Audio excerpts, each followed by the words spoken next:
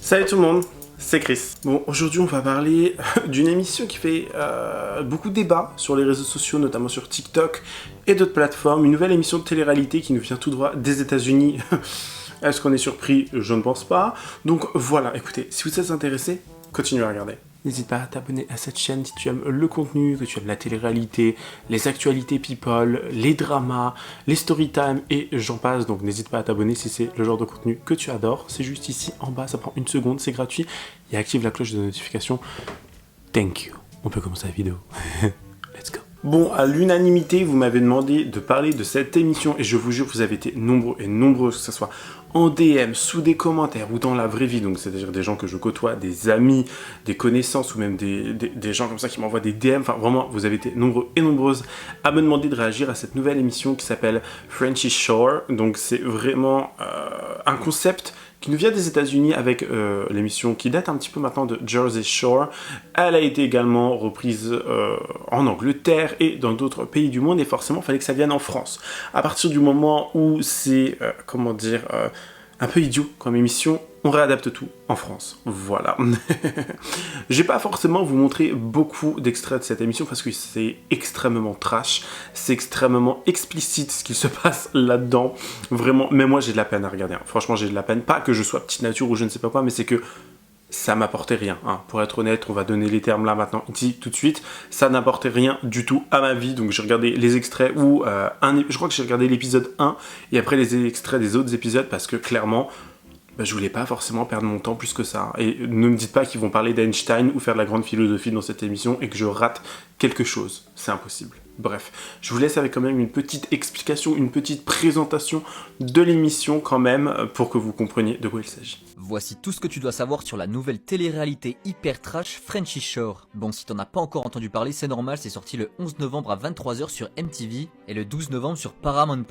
Mais depuis hier, des extraits font le tour de TikTok. Bon, désolé, je vais pas te les mettre parce qu'il y a moyen que je me fasse bannir tellement que c'est trash. En tout cas, pour le concept, c'est simple. On suit 5 filles et 5 garçons qui partent au Cap d'Agde et la production les a mis dans une luxueuse villa. Mais il n'y a pas que la fête au programme, car pour mériter ses vacances, il va falloir travailler. Et l'animateur, c'est Antonin des Marseillais. Et d'ailleurs, les Marseillais s'étaient déjà inspirés de l'émission américaine Jersey Shore, mais en version un peu moins trash. Et bien là, la version trash est disponible et ils l'ont appelé Frenchy Shore. Et évidemment, vu ce qui est diffusé, la série sort à 23h pour éviter que les enfants ne regardent, et sur Paramount+, qui est une plateforme payante. Maintenant, pour les candidats, on a Melvin le dragueur sans limite, Julie la séductrice qui adore twerker, Enzo le roi des punchlines, Iris l'excentrique, Nicolas le gros fêtard, Pépita une grande clasheuse, Tristan dont la passion c'est flirter avec les filles, Ouriel zéro complexe qui veut profiter de la vie, Théo le roi de la séduction, et Cara une vraie tempête. Alors as-tu déjà vu les premiers épisodes et penses-tu regarder? Et n'oublie pas de t'abonner.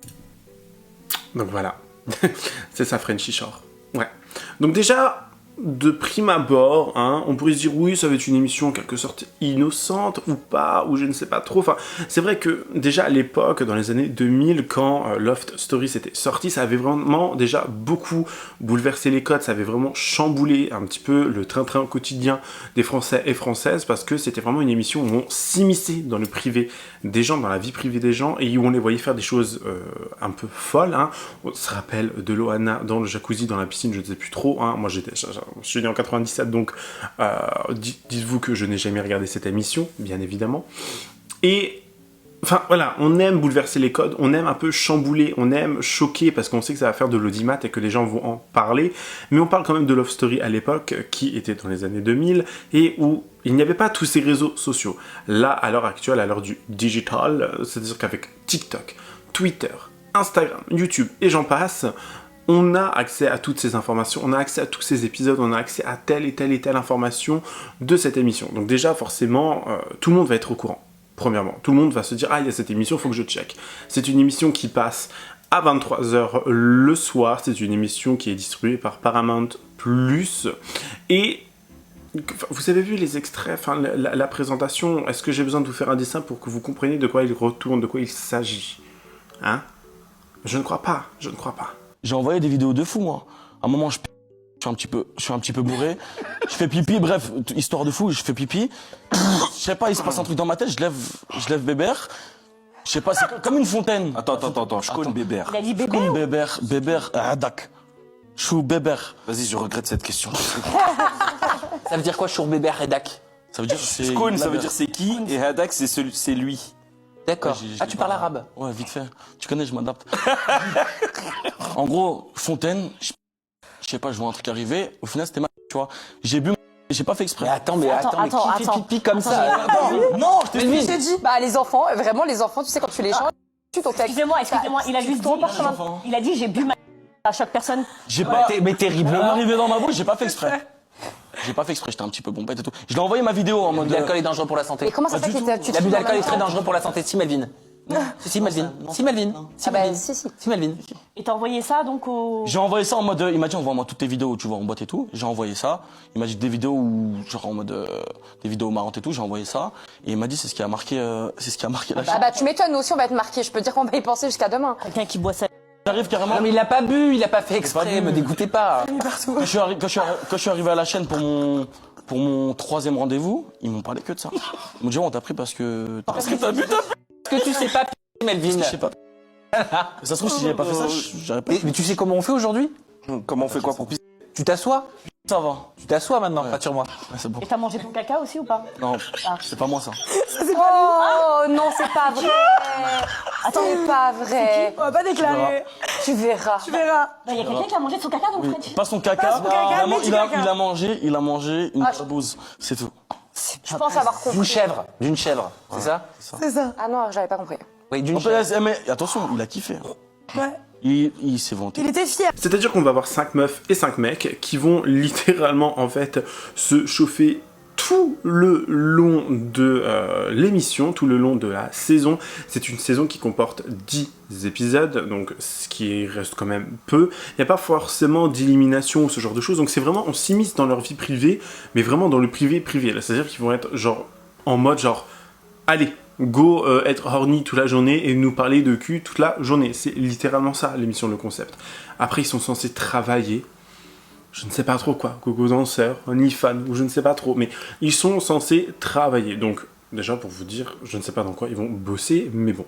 Mais je trouve que c'est vraiment une émission où on casse tous les codes. C'est une émission où on vraiment, en fait, il n'y a plus de sujet tabou, quoi. Il n'y a plus rien de tout ça. On est vraiment dans le vice le plus total. Alors, bien évidemment, je parle avec beaucoup d'appréhension quand je vous parle de cette émission. J'avais déjà mon idée faite de cette émission, même en regardant un épisode ou un deuxième, ou en regardant des extraits à gauche, à droite, j'arrive pas à accrocher. Honnêtement, je vais être très honnête avec vous, j'arrive pas à accrocher parce que on a déjà accès à tout ce genre de trucs là, sur Twitter, sur machin. Pas forcément l'émission, mais de la vie privée des gens. Regardez les mimes, les OF, tout ça, enfin j'en passe.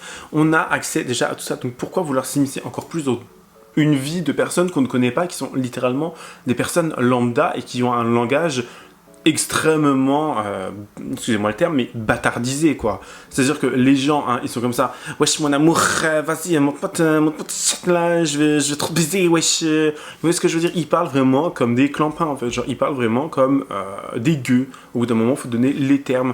Et ces gens-là, apparemment, ce sont de grands modèles. Pour X ou Y raison, je comprends pas. Je comprends pas. Donc déjà, quand je les ai entendus parler, je me suis dit, oh putain, ça va être dur. Je vais devoir placer mon cerveau sur le côté, je vais devoir vraiment me déconnecter de la réalité pour regarder cette émission.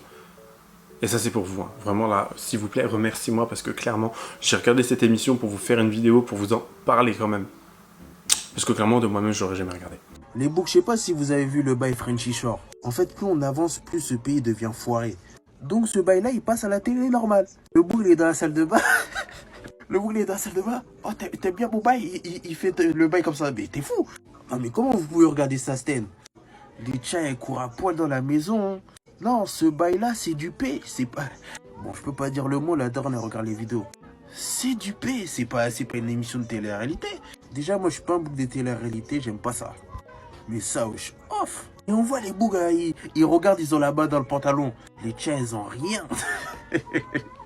Elles sont même pas nebo. Moi, le seul bail qui me montre, c'est comme c'est à la télé. Ah, il y a des petits qui peuvent tomber devant ce bail-là. Après, on s'étonne que c'est une génération perverse. Les petits, ils sont foirés. Ben non, ils voient des trucs atroces à la télé. Je dis pas qu'après, ces personnes, les participants, là, les 5 mecs et les 5 meufs, sont des personnes à blâmer. Je pense, on est venu les chercher via les réseaux, ou peu importe, ils ont candidaté, mais les gens, la production leur fait croire certainement, enfin, leur font croire mondes et merveilles, parce que c'est ce qui s'est passé avec les autres téléréalités, hein, Secret Story, Loft Story, tout ce genre d'émissions-là. On a certainement dû leur dire, ouais, vous allez être super connus après, plein de followers, plein de contrats, plein de partenariats, plein de ci, plein de ça, mais on sait très bien et pertinemment que ce genre d'émission, c'est juste fait pour faire dans le trash, faire dans l'outrance, et que les gens regardent parce qu'ils sont outrés, parce que ce sont des sujets qui sont encore, je suis désolé, mais tabou. Enfin, je m'en fous, moi, que Paul, Pierre ou Jacques va coucher avec Anastasia, avec machin, avec Julie, avec machin, avec Pépette, Poupette, Pépette, Croquette, je ne sais plus comment elle s'appelle, mais Pipetta, je crois, un truc comme ça, ou Poupetta, enfin bref, elle, là, on s'en fout de qui va coucher avec qui. Enfin, qu'est-ce que ça nous apporte à notre vie? Littéralement, dites-moi en commentaire si vous aimez ce genre d'émission. Dites-moi ce que ça apporte à votre vie et pourquoi vous le regardez. Franchement, pourquoi vous regardez cette émission et pourquoi vous trouvez ça divertissant, en fait. Moi, je trouve qu'il n'y a rien. C'est juste, en fait, des gens qui vont parler de Huc et qui vont s'engueuler à longueur de temps toute la journée et faire un petit peu de cuisine ou être dans la piscine. Bon, ok. Tu vas sur la Côte d'Azur, t'as la même chose, quoi.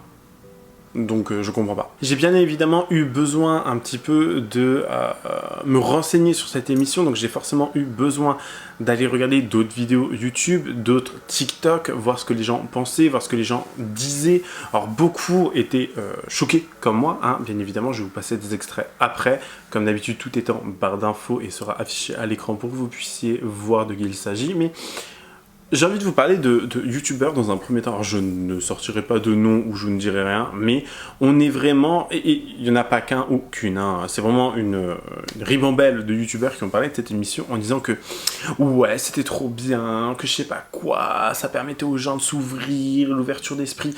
Je vois pas en quoi ça permet une ouverture d'esprit, ce genre d'émission, mais bon, au contraire, hein, je trouve qu'on régresse, bien évidemment. Que si, que on en a marre d'apprendre des choses, de lire des livres, on a déjà l'école pour ça, que on en a marre du train-train quotidien, enfin vraiment, en plus c'était dans un langage des plus, comment dire, des plus débilos, ce que j'ai envie de dire, enfin c'était vraiment dit d'une façon tellement comme ça coule en fait, genre c'est vraiment, je sais pas comment vous expliquer, c'était vraiment des exemples et des paroles qui pour moi n'avaient ni queue ni tête, littéralement, franchement. On était vraiment dans un manque de connaissances et dans un manque de jugeote la plus haute, quoi. Vraiment, j'ai pas compris. Honnêtement, j'ai pas compris. Après, si c'est le délire de ces personnages, je ne juge pas ces personnages pour regarder ça, mais c'est que les arguments, en fait, qui viennent avec, bah, ça tient pas la route, si vous voyez ce que je veux dire. Et je trouve qu'on ne parle pas assez de tout ce qui va se passer après cette émission, de tous les, on va dire, danger qu'il peut y avoir après cette émission, c'est-à-dire que on est vraiment là sur, on mise tout sur eux, on les voit tous, ils vont certainement être accompagnés par des psychologues, par une équipe, par tout ce genre de personnel, après l'émission pendant, allez, je crois, un mois, un grand max, ils vont être accompagnés, et après, c'est tout. On s'en fout, ils feront leur vie de leur côté, nous on a ramassé les pépettes, je parle de l'émission, hein, je parle des groupes, ils ont ramassé les pépettes, la tunasse et tout, ils s'en moquent du reste, ils s'en moquent si les personnes ont du mal après à retrouver un travail, revenir dans la vie professionnelle, revenir dans une vie un peu plus lambda, et c'est des choses qu'on voit énormément avec des stars de télé-réalité d'avant qui ont fait Les Anges ou qui ont fait d'autres émissions. Je pense à notamment Aurélie Preston qui peine à retrouver une vie normale et qui en avait parlé déjà à plusieurs reprises sur TPMP, sur ses réseaux sociaux, qui avait fait vraiment des choses à son corps qui étaient affreuses. Elle avait même tenté de sauter la vie, si vous voulez. Enfin, il y a des choses vraiment... Faut pas jouer avec, c'est pas parce que, ok, tu vas avoir un petit quart d'heure de gloire où on va te dire « Ah ouais, c'est trop cool, c'est trop machin, c'est trop ça », et par derrière, tu penses pas au futur. Parce qu'à mon avis, on a promis à ces gens-là une sacrée somme d'argent, de la thune, ou je ne sais pas, mais on leur a promis quelque chose. Parce que quelle personne sensée, mature, irait faire ce genre de truc? Et me dites pas encore une fois pour le fun, hein. Quel fun il y a à faire ça? De se faire filmer. En fait, où? Pourquoi? Comment? Genre, moi j'aimerais bien comprendre. Honnêtement, j'aimerais bien comprendre et je suis totalement ouvert à la discussion sur le sujet parce que je ne comprends pas. Bon, calculez pas que je fais toujours des vidéos quand tout le monde dort. Franchement, je sais même pas pourquoi je fais. Alors, je sais pas si vous avez entendu parler de la nouvelle série là qui commence à faire un peu le buzz façon genre French. Oh, je sais pas comment prononcer. Je vais mettre mes lunettes pour en parler parce que donc, en gros, pour remettre dans le contexte, c'est une émission avec plein de gens qui se rejoignent dans une villa. Et clairement, le but de l'émission, c'est clairement étant la plus grosse pigeonne du monde, j'ai regardé l'épisode 1. J'ai regardé et en fait c'est juste des gens qui étaient en train de bracata fracata, une meuf de l'épisode 1 qui a coqué un gars, genre bref. Vous savez très bien que le buzz, ça marche pas éternellement. Genre si tu buzzes, c'est bien pour toi. Tu sais très bien que dans quelques années, plus personne va se souvenir de toi. Et en fait je me dis, ces personnes-là, est-ce qu'elles se rendent compte de ce qu'elles font à la télé plus tard en fait, genre les répercussions plus tard, parce qu'en fait je pense que encore quand quand il y a l'argent dans les yeux tu vois pas, mais plus tard, quand je vous dis plus tard, hein, quand ces personnes là elles vont avoir des enfants, en fait vous vous rendez pas compte des dingueries. Moi je vous dis, hein, les personnes là qui m'écoutent, qui sont jeunes, moi aussi je suis jeune, j'ai que 18 ans, mais si je peux au moins apporter un conseil à ma communauté, c'est vraiment ne pensez pas qu'en faisant de la télé-réalité, ce genre de trucs à la télé, ça va faire de vous des gens connus, genre... franchement, vous allez le regretter. Et là, les personnes là qui sont passées à la télé là pour faire je ne sais quoi, je vous jure que dans des années, elles vont regretter. Ça va regretter fort. Comme je l'ai dit, le buzz, c'est que permanent. Donc déjà plus tard, quand il faudra se trouver un travail, là, ça va être la galère. Voilà, cette vidéo, c'est juste fait pour que vous réfléchissiez à ce que vous voulez faire plus tard. Vraiment, ne vous dites jamais qu'en participant à ce genre d'émission, vous allez percer, buzzer, être des gens grave bien, machin. Non. Genre, tous les gens, en fait, ils vont se foutre de votre gueule à la télé, ouvertement, parce que vous allez tous finir sur Twitter. Et en plus de ça, vous aurez gâché votre vie et votre réputation. Parce que vos enfants, plus tard, quand ils vont regarder la télé, là, et qu'ils vont vous voir à poil sur le grand écran, là, s'il n'y aura pas de... Enfin, bref, faites attention. Je vais donner mon avis sur la nouvelle émission Frenchy Shore. Alors moi, j'aime beaucoup le mood et tout. Juste, point négatif, ils veulent trop insister sur la baise. Voilà, ils veulent trop... C'est perturbant, on dirait une parodie parfois tellement ils forcent sur ça. Donc dosez sur ça s'il vous plaît, dosez sur ça. Ensuite niveau personnage, les garçons, j'aime bien. Mais il y en a un, il me stresse beaucoup, c'est Melvin. Parce que je sais pas, on dirait un prédateur en fait. Donc ça me stresse, désolé.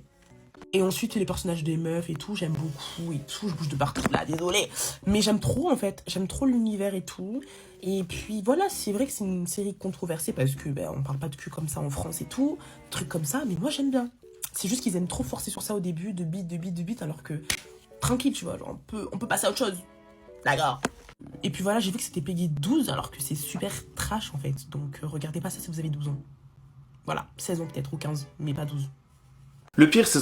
J'ai vu un truc sur les réseaux sociaux où beaucoup de gens disaient, alors c'était très souvent les femmes qui étaient blâmées, et je ne comprends pas pourquoi, parce que je vois pas pourquoi il faudrait blâmer que les femmes dans cette histoire, mais où les gens disaient, ouais, imaginez leurs parents devant la télé, imaginez les pères les darons de cette fille, imaginez les frères ou les cousins, enfin peu importe, c'était très souvent imaginer un rôle masculin, donc père, cousin, frère, je ne sais pas, copain, hein, peu importe.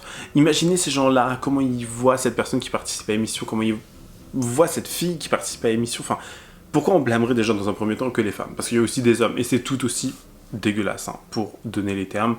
Les deux sont pas à blâmer, mais un peu à pointer du doigt, sans pour autant leur dire, ouais, ce que tu fais, c'est mal. Même si je pense qu'il devrait y avoir un moyen de un peu raisonner ces gens et de leur dire que ça peut être extrêmement dur pour eux à la sortie. Vous voyez ce que je veux dire? Enfin, je sais pas. Et ça me fait de la peine de voir que sur les réseaux sociaux, les gens sont les premiers à dire ouais, le père de cette fille doit être tellement fier d'elle, ses parents doivent tellement être fiers d'elle et tout, mais je comprends pas, encore une fois, pourquoi blâmer qu'une femme alors qu'il y a 10 prétendants et prétendantes, enfin il y a 5 femmes et 5 hommes, donc pourquoi blâmer que les femmes? Sachant que les mecs sont beaucoup plus trash, j'ai envie de dire, que les femmes. De ce que j'ai vu. Après, bon, c'est un peu la société qui fait ça, malheureusement. Le seul truc qui ferait que je regarde cette émission, c'est si je suis littéralement torché et que j'ai fait la fête, la bringue, juste avant et que je me suis bourré la gueule juste avant. C'est clairement le genre d'émission que tu regardes quand t'as pas besoin de connecter ton cerveau et que t'as pas besoin de réfléchir.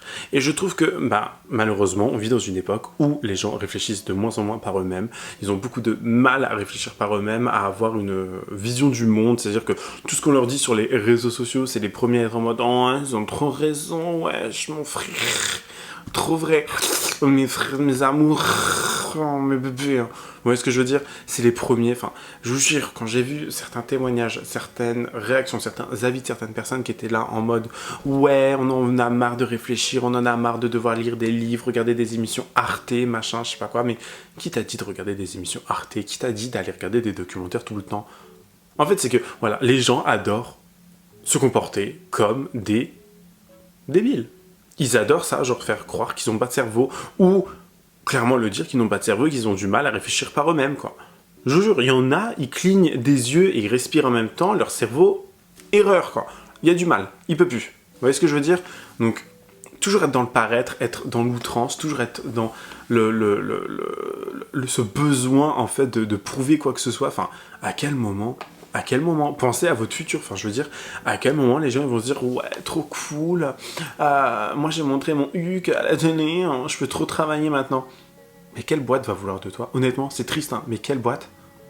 On vit malheureusement encore dans un monde où je pense qu'on n'est pas assez ouvert sur le sujet, où c'est clairement pas sur ce genre de plateforme où on peut regarder ce genre de choses. Mais bon, après c'est peut-être moi qui ai une vision du monde qui est assez bizarre ou assez, on va dire... lisse, très simple en fait, mais c'est quand même dommage d'en arriver jusque là et qu'il y ait des gens qui trouvent ça amusant et intéressant. Le pire c'est que j'ai vu des gens dire que c'était intéressant. En quoi c'est intéressant? Je comprends pas. Alors là je vous parle de cette émission, mais peut-être que, enfin je vous en parle comme ça, mais peut-être que dans quelques mois, quelques semaines, je ne sais pas, hein, peut-être que je vais être archi fan de l'émission, hein, mais ça m'étonnerait, je sais, je connais mes goûts et je sais comment je suis, mais...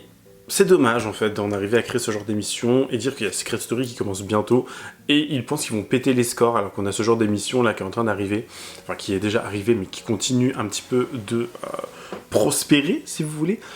Et enfin pourquoi on fait pas un truc un peu plus, pas enfantin, mais une émission, je sais pas moi, ramener Money Drop, ramener le maillon faible en fait, genre je sais pas quoi, ramener un truc qui se regarde en famille, pas un truc que tu peux pas regarder en famille, enfin je veux dire, j'en suis sûr il y a des gens ils ont regardé ça en famille, ils ont dû se dire attends on va checker, ça va être archi drôle, les darons et les daronnes qui ont dû regarder ça avec leurs enfants là, avec les ados, les gamins là, les tiktokers, franchement je sais pas, mais ça me...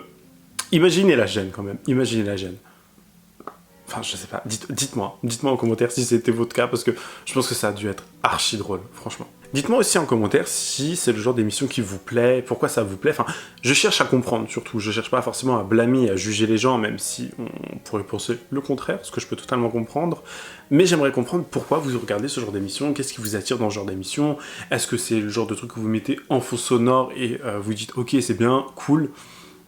J'aimerais comprendre. Je comprends pas pourquoi encore à l'heure actuelle on idolâtre ce genre d'émission, mais honnêtement j'aimerais comprendre, donc n'hésitez pas à me le dire en commentaire pour ouvrir un petit débat et un petit peu aussi peut-être faire changer les mentalités, faire changer les visions, parce que ça peut être mon cas, hein, bien évidemment, donc n'hésitez pas à le faire s'il vous plaît. Le seul point positif que je ramènerai à cette émission et que j'ai envie de pointer du doigt là maintenant, tout de suite, c'est le fait que Ourial soit une femme transgenre et qu'elle ait eu le courage d'en parler dans l'émission, qu'elle ait eu le courage de bah du coup dire oui écoutez je suis une femme transgenre, si ça, enfin de faire son coming out littéralement, que les gens aient bien réagi, que les gens n'aient pas été en mode ah ouais je sais pas quoi, enfin ça prouve qu'on est sur des mentalités qui changent, on est sur des mentalités qui évoluent également, donc est-ce que cette émission n'est pas représentative un peu de la société dans laquelle on vit, c'est-à-dire une communauté, une jeunesse beaucoup plus ouverte, beaucoup plus libérée, est-ce que c'est pas ça, une jeunesse beaucoup plus, comment dire, qui accepte beaucoup plus et qui comprend beaucoup plus aussi, donc c'est un petit peu le point positif que je retrouverai à cette émission, mais il y a des choses qui, je pense, devraient rester un peu dans l'ombre des fois aussi, enfin tout le reste, quand à part Ourial a fait son coming out, le reste, honnêtement, on pourrait s'en passer, quoi, on s'en tamponne, quoi. Vous voyez ce que je veux dire?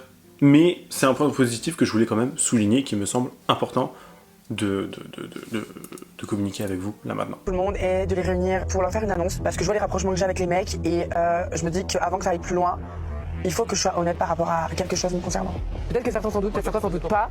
Mais si je suis là aujourd'hui, c'est aussi parce que je suis qui je suis. Vous savez, il y a des go, des fois vous les voyez, genre elles ont fait plein de chirurgie, c'est des bombes atomiques, et puis quand tu regardes les photos d'elles il y a 10-15 ans en arrière, c'est pas physiquement la même, et pourtant c'est la même go. C'est la même chose pour moi, sauf que moi c'est un petit peu plus poussé. J'ai aussi, je suis une femme trans.